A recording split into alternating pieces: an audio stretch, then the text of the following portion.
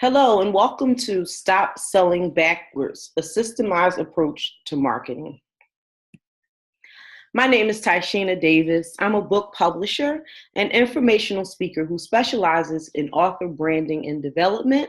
I teach entrepreneurs just like you, experts and authors, how to create, package, and monetize their content to maximize their financial goals. A few quick facts about me. I'm an award-winning entrepreneur and consultant, 7-time national best-selling author, CEO of Purposely Created Publishing, founder and executive producer of the Indie Author Legacy Awards, better known as ILA. And in 2015, I was recognized by Examiner.com as best of the best in publishing. I'm also a mother of one beautiful girl, a hip-hop lover who enjoys loose tea, reading, and hot sauce. I can't do anything without my hot sauce. Some of my clients include professionals and educators, doctors, entrepreneurs and speakers, and people with untold stories all around the globe. Media I've been featured in here, just a few of the outlets such as Black Enterprise, Publishers Weekly, HuffPost, some others that you may be familiar with. And my content has been featured on major online publications such as, again, Black Enterprise, HuffPost, the Dallas Examiner, Rolling Out, Business 101 magazine, to name a few. So my journey as a business owner started back in 2005. I actually started my first business helping legal and medical professionals with home organization and file maintenance, and I failed. That business failed. It failed fast, and it was a horrible experience, yet also a great lesson in my entrepreneurial journey.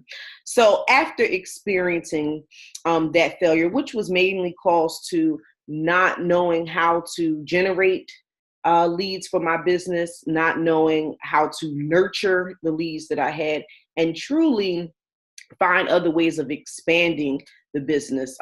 Unfortunately, like I mentioned, it did fail. So I took a break, took a long break, got pregnant, became a mother, continued to work full time. And then in year 2012, I said, you know what, I'm going to give this thing a try again. And I went on to launch my second business where I was helping coaches and speakers with administrative and operations management while they're out speaking at their events and doing their thing. I was the person behind the scenes, kind of making sure that all of the operation pieces were held together, working together in sync, and most importantly, making sure that my clients weren't really missing any opportunities, making sure if there were any gaps in the operations, I was the person to identify those gaps, find solutions to fill those gaps. And that business was good. I did have clients, I did generate money, I generated revenue as well. However, the business did not grow or scale at the rate that I anticipated. And again, that's simply because there were things I wasn't doing in the business. Some of it was things that I simply didn't know that I should be doing. And then there were some things that I just kind of failed to do. And of course, because of all those excuses we kind of make, I don't have time, I don't have the resources, I don't know what to do, all of that. So I actually got stuck.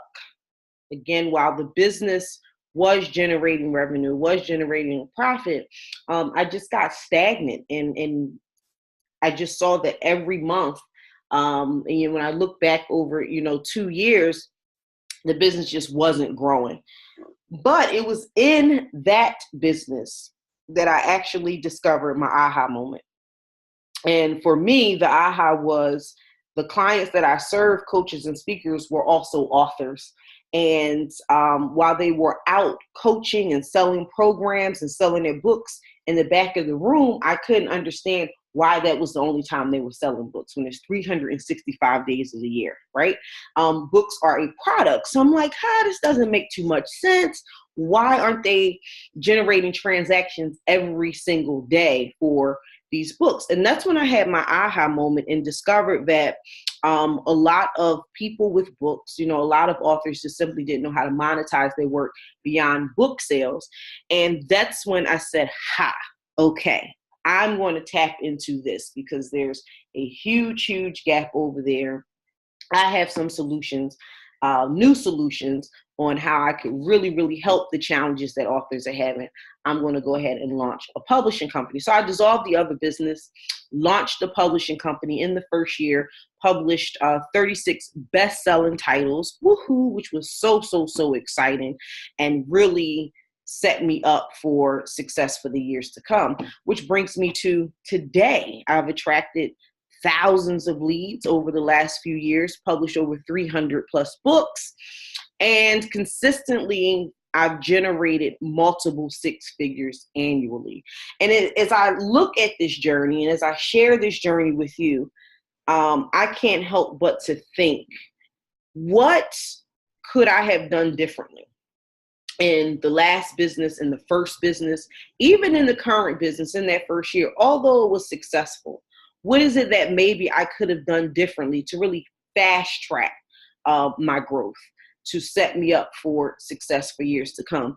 And when I think about that, if I could have done anything differently, I would say it would probably be to focus more on providing education and less on persuasion. And what do I mean by that? Like most service providers, I thought what I needed to do was convince people that they needed my services. But later I realized that, yes, they do need my services, but they're not converting. They're not really taking action to anything that I put out there. And I'm not getting the results that I'm looking for simply because they don't find the value in it. And that's the honest truth. And some of you definitely may feel the same way. I asked someone the other day who's actually an online business manager. I said, what's one of the biggest challenges that you're having in your business in terms of scaling? What do you think is holding you back? And she said, well, I get leads, but they don't convert because they can't afford my services. And I said, no, I don't think that's the reason they're not converting. It's not that people can't afford your services. Maybe you haven't expressed the value. Maybe you haven't shown them the value of your services. And because of that, they're not moving forward to work with you. So again, this is why if I could change anything, if I could do anything differently, it would definitely be to focus more on educating my leads, educating my prospects.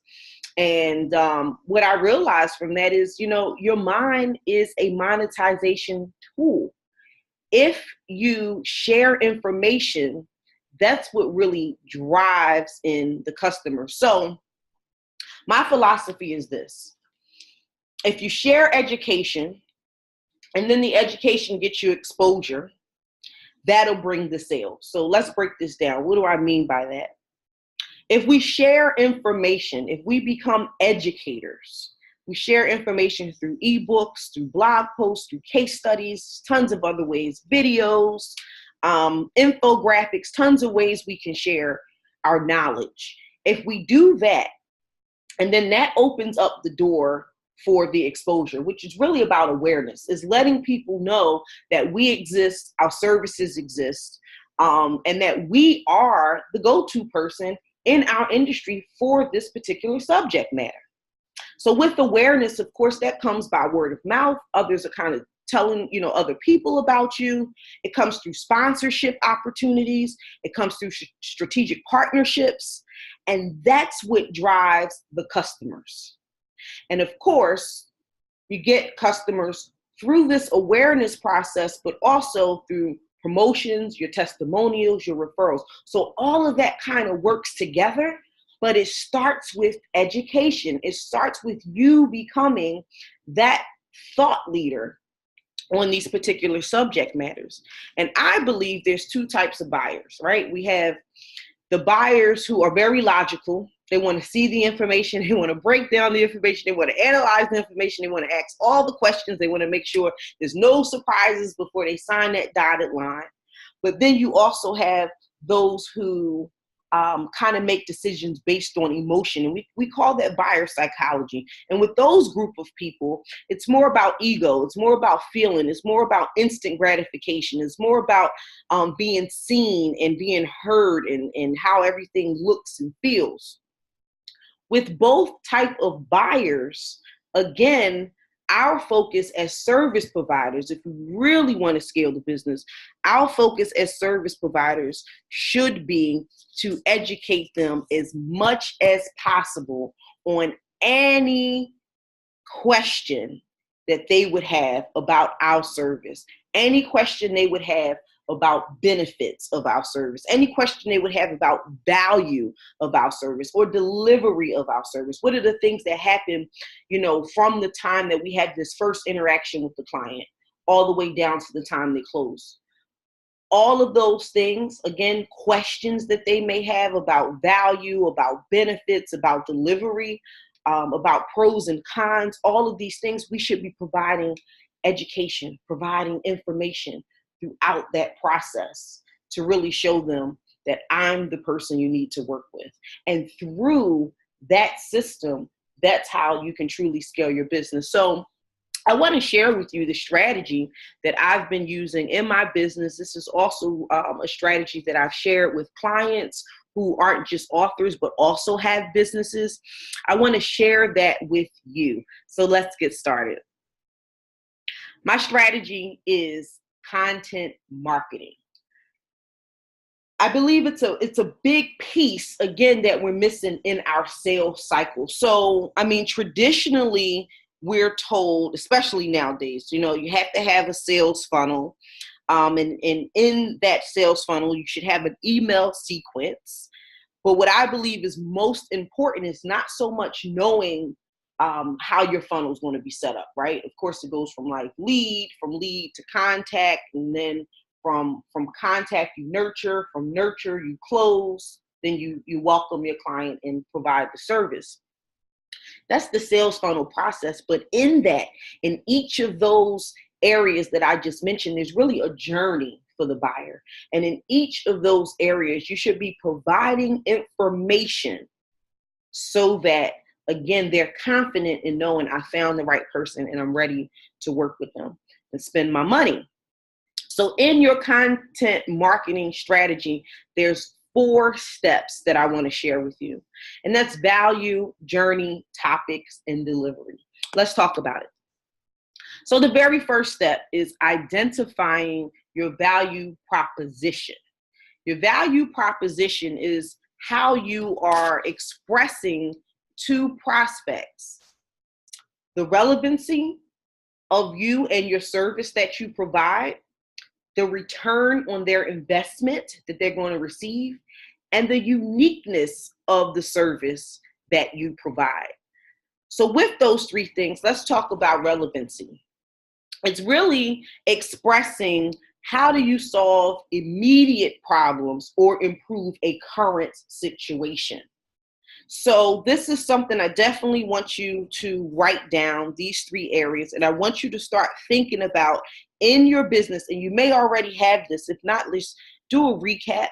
And I want you to think about in your business currently, as leads are contacting you each and every day, what are their immediate problems right now? Right now, when they're saying, listen, I'm reaching out to you because this is what I'm experiencing. This is what I want to do. How can you express to them that you have the immediate solutions, or you can help improve their current situation? How can you express that you're relevant and what you provide is relevant to their needs? With return, I want you to think about specific benefits and outcomes, and you really need to write these down. Don't just think about it, but write it down. So I would say think of the customers you serve now. Really, if you want to identify your value proposition, the best way to do this is to look at your current client list and interview them. You can definitely send surveys. That's fine. Some people will answer the survey, some people won't. But I suggest you get on the phone and have a conversation with them. And this can be something very simple as, sending an email. I'll just use myself, for example. Hey, Ty, so happy, everything's going great with your project. Wanted to catch up with you on the phone and see how you're doing and see if there's anything that you want to maybe share with me. You're not being salesy about it. It's because this isn't a sales conversation. It truly is an honest conversation that you're going to have with your client so they can tell you how they perceive value in your business or this particular service that you provide. They're going to tell you their perceived value. So you're going to ask questions like, since working with me, since providing this service or receiving this service, what would you say are some of the main benefits? And from working with my company, from receiving this specific service, what are some of the outcomes that you receive? And you really want to make sure that you're getting very specific answers. So, for example, they might say something like, well, since working with you, my revenue has increased dramatically. That's not telling you enough. Because, again, you are interviewing your client so that you can gather information to help position yourself and so that you can express your value to other people who may want your services. So you need very, very specific information like percentages, numbers, concrete information. So if they say something like, since working with you, my business has grown tremendously, or I see my sales have increased dramatically. Just go back and ask the question, okay, so is there, an actual percentage that you've seen in terms of growth? Has there been a certain number of clients that maybe came on board since I've started working with you? Like really, really, really interview and get all of that good information. Okay. And then uniqueness. That's something else that you can ask your current clients. How are your offerings different from others? And this is a big piece that's really going to help you identify and express your value proposition, because most of the time, this is why buyers will choose you opposed to one of your competitors. There was something different about what you were offering. And they said, you know what? This is what I'm looking for. This is exactly what I'm looking for. I'm going to go with this company, this service, this person. And with that, I'll just tell you, for example, with my company, we have identified our uniqueness from doing just what I'm telling you to do, interviewing our clients. And the top three things that all of our clients say is, these are the words that they always say: education, speed, and quality. Education, speed, and quality. So those are our unique differentiators. That's what makes us different than our competitors. That's why most people want to work with us, and mainly because of the education piece. We not only provide the service, but throughout the process, we're constantly educating. And that is a very, very unique piece, right? So go through this exercise, identify your value proposition. Once you've done that, now you really kind of set yourself up so that you'll know what type of content that you need to start creating for your content marketing strategy. So the second step is mapping the buyer's journey. So I mentioned the sales cycle, again, which many of you are probably familiar with. We hear it all the time. It goes from the first thing is getting the leads, and then from the leads, we make contact, which is through consultation or something of that nature. From there, we nurture. From nurturing, we close, and then we onboard.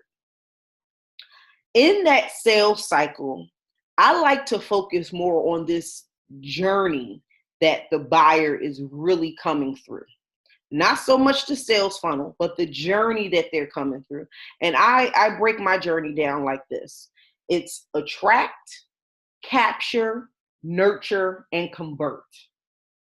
Attract, capture, nurture, and convert. So at the point when you've attracted leads, and you've attracted them through different ways, right? That's either through promotions, it's through word of mouth, it's through sponsorship, tons and tons of ways that we attract leads for our business. But in that stage of attraction, in terms of marketing, what you should be communicating to them are your solutions, because you've caught their attention. Now it's time to tell them, this is what I do. This is who I serve. This is what I offer. It's all about telling them the solutions that you provide. Once you've attracted them, now you capture them. And capturing, that can happen through, your email list. You can do it through text marketing. There's different ways that you're going to have your systems set up in place so that once you attract these people, you can capture them into one place. But when you capture them, this is the time now where you should be communicating your value, because you already caught their attention. You caught their attention. You told them these are the solutions. Now you need to express the value. Again, I have the solutions. This is the value. This is the reason why you should work with me. It's not so much because I have the solutions, but this is the why, the value. And that's when you can go back to your value proposition, and you want to make sure everything you're communicating in your marketing at that stage is aligned with your value proposition. Okay. The next step would then be to nurture. So you told them about the solutions, you told them about the value. Now it's time to communicate your expertise. And this is where the education and informational piece come in. This is the time when you really need to give as much information as possible. Remember what I mentioned about all of those questions they're asking during this journey. What are some of the questions they're asking at the point of attraction and the point of capturing? Now you need to provide content. Provide as much content as possible to answer those questions that they may ask along that journey. I'll give you another quick example. At my company, being a publishing company, a lot of, I would say the most common question a lot of people had, they want to know the difference between self-publishing and hybrid publishing, or self-publishing and indie publishing, or maybe self-publishing and traditional publishing. So we make sure that in our content marketing, we provide information about that question, because they want to know this. We also provide information about the pros and cons. Then as we get a little further down, we also know, just based on history, that a lot of leads, they would like to know about the publishing process. What's editing? What are the different types of editing? When you're creating a book cover, what are the elements that you should include?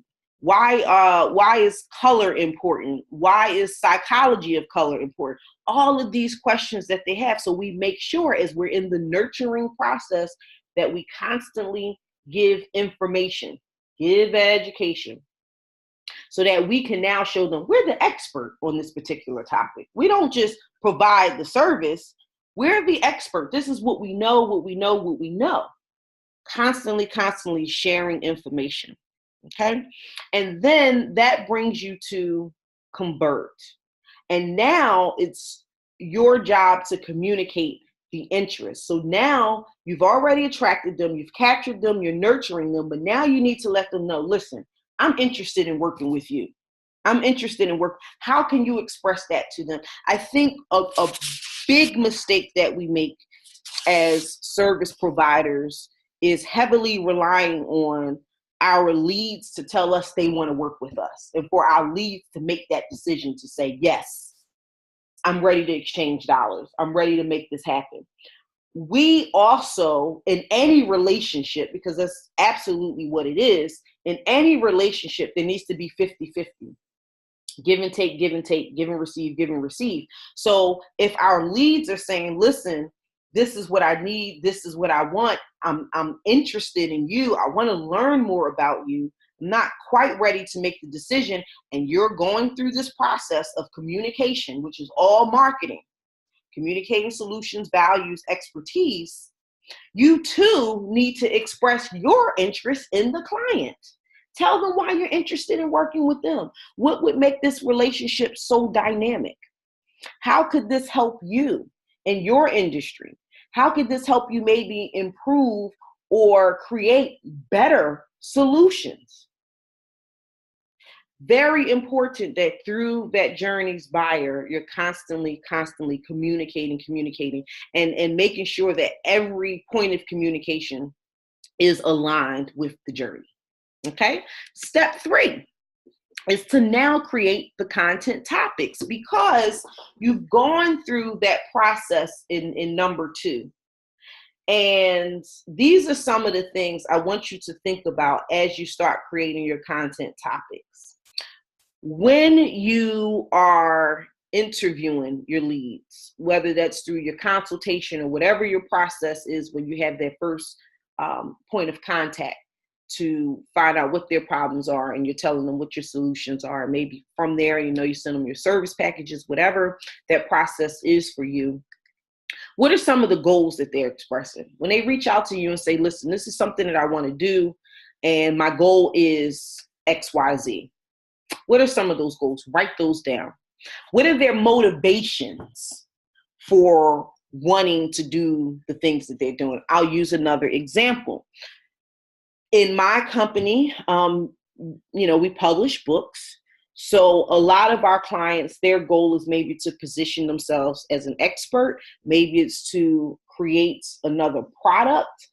Maybe it's to increase their revenue. So they're going to use this product to increase their revenue. Sometimes it's to get more credibility. Those are some of the goals that we hear. Motivations could be, well, I'm motivated to write this book because this is going to help me launch my speaking career. Or from the book, I can turn this into a program. So I have to get this done. I have to get, step A done so that I can get to step B. So think about that. Also, what are some of their objections? This is a very, very key piece that you must identify. When you are interviewing your leads and they don't convert, what are some of the reasons why they're not converting? What do they tell you? When you go through your follow-up process and you say, yeah, we spoke, a few weeks ago, I'm just following up to see if you're still interested in the service, if you want to move forward. What are some of the reasons they say they are not ready to move forward, or they will not move forward at all? Is it because of budget? Is it because they're still maybe researching and looking and weighing their options? Maybe they're looking at some other service providers. Are they saying that they're just not ready at this moment, but they will be ready in the next maybe 3 or 6 months? Document those objections. And then what are their obstacles? What are their obstacles? Sometimes I know with us, we find it's that I don't have time for writing. I know what I want to write. I just don't know how to get started. Those are some obstacles. And then again, those questions that I mentioned. What are the questions that they ask you while you're going through that consultation process or that follow-up process? All of these things, all 5 bullet points, you want to create your content to align with this. So if they're saying that I want to write a book because one of my goals is to increase my credibility, then we should provide content that talks about how writing books can increase your credibility and give some concrete proof on how our services have helped current clients reach that goal. And again, that proof can be through testimonials. It can be through case studies.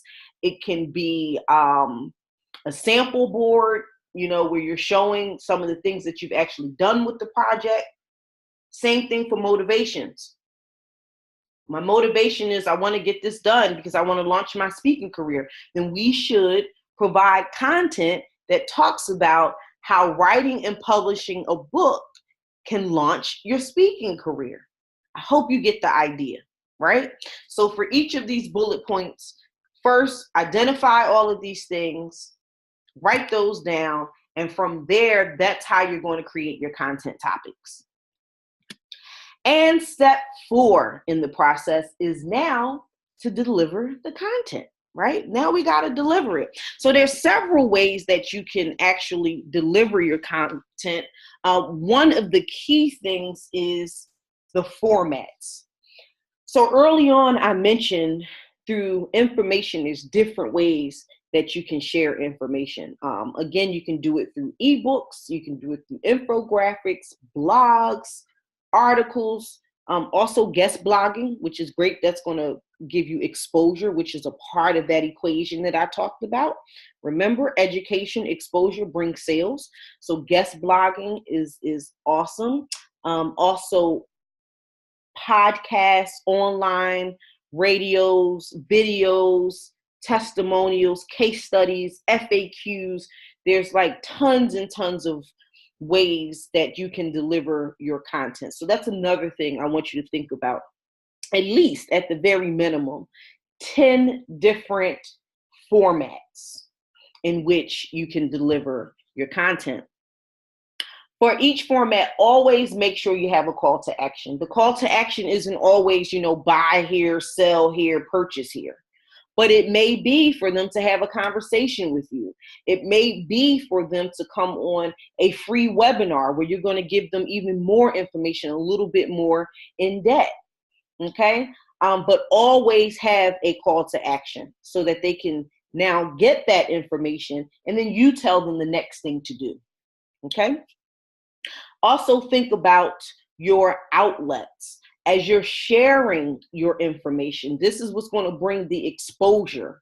How are you going to deliver it? So, of course, you have your email list that you can send it to. But what about your groups? Do you have, groups on social media, whether it's Facebook, whether it's LinkedIn, maybe you have membership sites? How are you going to deliver this content? Is it through other online publications? Early on, you saw that I shared some of my featured content on online publications. Why do I write for online publications? For exposure, for awareness. Those outlets have way many more visitors coming to their site every day than I have coming to my website. So while I write blog posts for my website, it's very, basic information for my audience, but my good stuff, I write that for the larger blog sites who have tons and tons, thousands, if not millions, that visit their site on a daily or weekly basis. Okay. And then you want to think about your schedule. So as you align everything with your buyer's journey, from the buyer's journey, we're doing just what we just talked about, then coming up with our topics. You're aligning all of that. Think about the schedule. How often do you want to send this? So for example, if email 1 is going to share information on the pros and cons of self-publishing versus traditional publishing, when am I going to send that email out? Is it going to be maybe 5 days after I've had the initial consultation? Is it going to be 10 days? Is it going to be 15? Is it going to be 30, 45? Come up with your schedule. And then with your schedule, you also have that topic and then the format. So it kind of goes like email 1 will be delivered in X amount of days. This will be the topic, and this will be the format that I'm using to deliver this information. Okay. And last but certainly not least, are your tools and applications. So to deliver your content, you're going to need tools. I know you may be familiar with some of them, like MailChimp, Constant Contact, Entreport. There's tons and tons of different tools and applications out there, but you need to think about, firstly, what tool are you going to use so that you can organize all of this information, so that you can organize it, get it all scheduled out, and then your actual delivery piece, which you're going to need an application for that. Okay, so I just shared with you the content email sequence, and here it is again so that you can get a visual, but it starts with email. Okay, then when are you going to deliver it? What's the topic and what's the format? And what you really want to create is just a content marketing schedule. And that can be done in an Excel spreadsheet, just like this. Okay, so your first row would look just like this. Email 1, when to deliver, topic, format. Your next row would be email 2, when to deliver, topic, format, so forth and so on. All right. So now that you know the most significant piece in the sales and marketing system, it's simply time for you to scale your service-based business and go get the money. I'm excited for you, and I can't wait to see your growth. Take care, and thanks for spending time with me.